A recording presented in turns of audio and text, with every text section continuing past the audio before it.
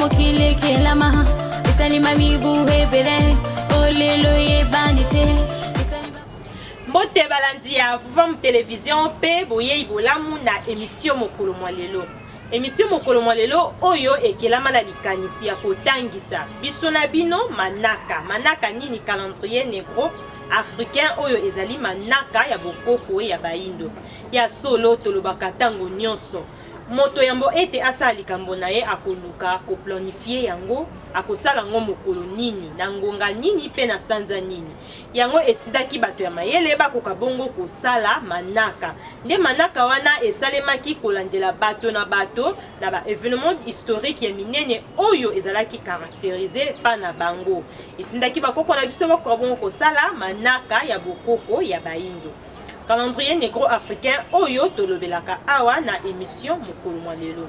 nde lelo na kati ya manaka ya bokoko ya baindo tozali nkenge mwazomi na sanza ya motoba bopemi ya misato pe na mobu mokama na tuku misato na mibale kaka na deuxième saison na biso oyo ezali eleko ya kianzo totalisaka bino pe manaka ya bapaya po ete bososoli ekoka bongo kozala lelo tozali samedi le 20 février 2021. Le soukara awana te to pesaka pe bino ba maya mutuya oyo eleka mokolo yango. Lelo le 20 février mokili mobimba e bakabongo ko kanisa journée mondiale de la justice sociale oyo ezalaki créé depuis 2009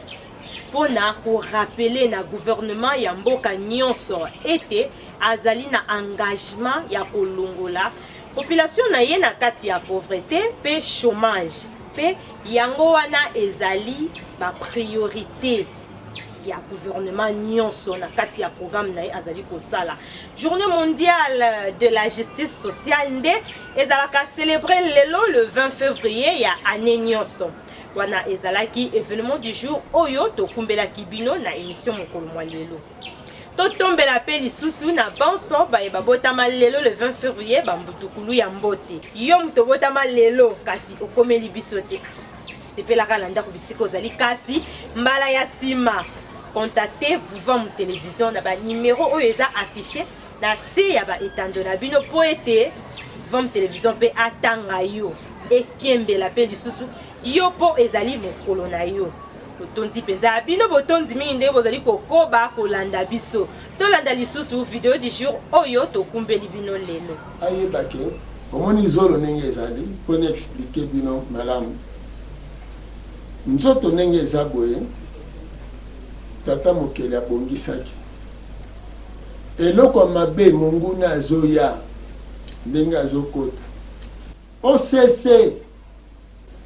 na garde frontière ndezolo ayokeli yango solo na musika bopusa yango te eza kitoko boya nango mais ndenge solo ayoki yango eza kitoko do garde frontière douane pe fo à vérifier oui le futa douane faut batala mo moni donc OCC bakosala na douane zolo ayoki solo eloko wana douane a vérifier eloko yango soki eza yango na toyokaki solo to ndenge bolekisa mais siko basalaka ndenge nini corruption pe ezalaka ntina solo bafutaka mpe avocat omoni baproduit oyoyo ya kodesinfecte nango ndako soki oyoki yango batie nano malasi nango te ebeti yo siko mpo bacorrompre bazwi parfum batie omoni siko ntango yo koyoka solo lio yoka solo ya baproduit wana toxique wana ezokota oyoki solo parfum ndako nzoka produit bacorrompre zolo donc batiango avocat zolo ayoki ntsunga mais ayoki te toxication ya gaz wana oyo ezobima na baproduit wana bozomona matondo mingi balandi ya Vuvam Télévision wana oti kolanda ezali video du jour oyo tokumbelaki bino lelo oyo ezalaka lisusu mateya kasi na lolenge mosusu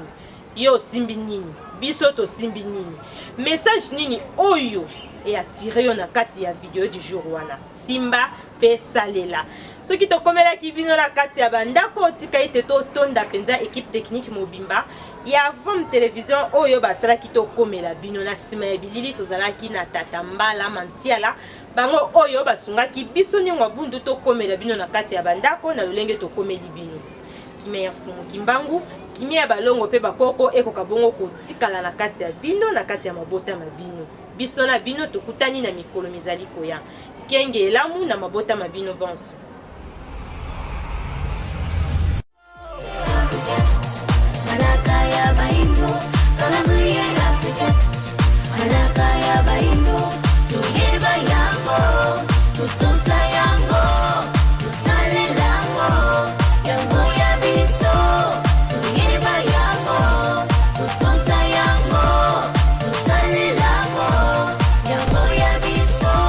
Ibele ba yebite utamokile kelama isalima mibu hebele olelo ye bandite